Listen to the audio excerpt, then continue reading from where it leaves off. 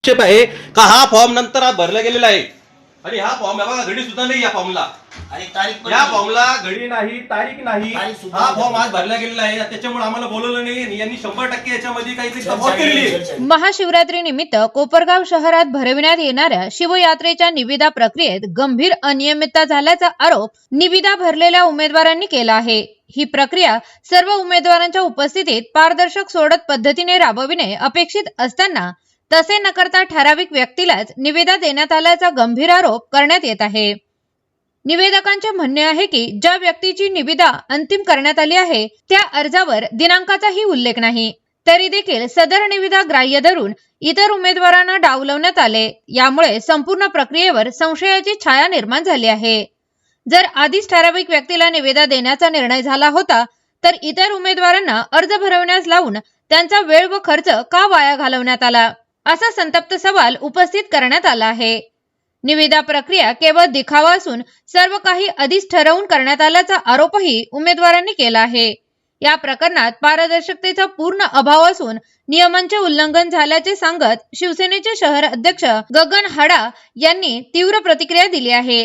सदर निविदा प्रक्रिया तत्काळ रद्द करून पुन्हा पारदर्शक व नियमबद्ध पद्धतीने राबवावी, अन्यथा शिवयात्रा बंद करण्याचा निर्णय घ्यावा किंवा न्यायालयात दाद मागण्यात येईल, असा स्पष्ट इशाराही त्यांनी दिला आहे। दरवर्षीप्रमाणे महाशिवरात्री निमित्त कोपरगाव नगर परिषद हे टेंडर काढत असतं आणि दरवर्षी आम्ही ते टेंडर भरत असतो। या वर्षी देखील आम्ही ते टेंडर भरलेलं होतं आणि ह्या टेंडर भरत असताना आमच्या लक्षात असं आलं का कमीत कमी 5 वाजेपर्यंत यांनी जे निविदा काढलेली होती त्याच्यामध्ये यांनी टायमिंग दिलेला होता का 3 वाजेपर्यंत फॉर्म घेऊन जाणे आणि 5 वाजेपर्यंत ते फॉर्म तुम्हाला सबमिट करायचे होते।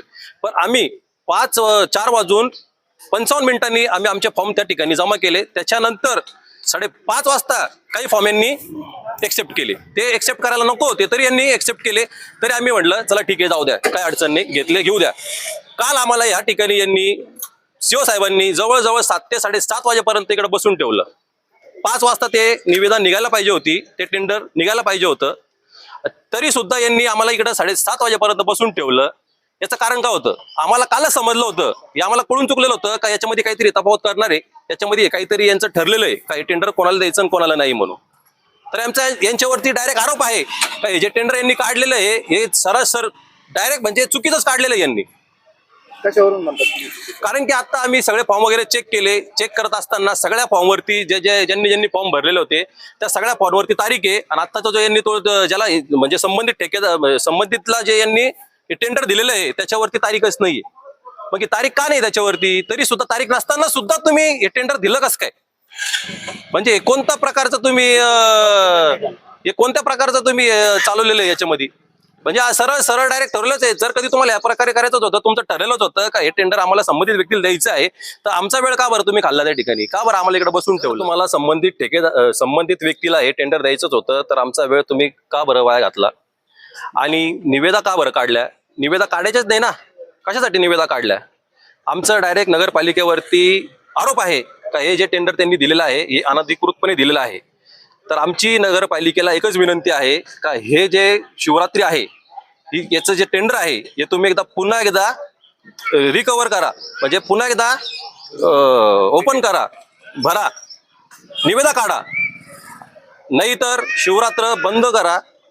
नाही तर आम्ही कोर्टामध्ये जाऊन दाद मागणार, आम्ही कोर्टात जाणार नगरपालिकेच्या विरोधात। मी काय कोणत्या पक्षाचा कार्यकर्ता नाही का कोणत्या पक्षातला नाहीये, मी एक सामान्य नागरिक आहे। मी माझ्या नावाने टेंडर भरलेलं होतं, सगळ्यात आयुष्य होतं माझं 18/1/11 माझं होतं।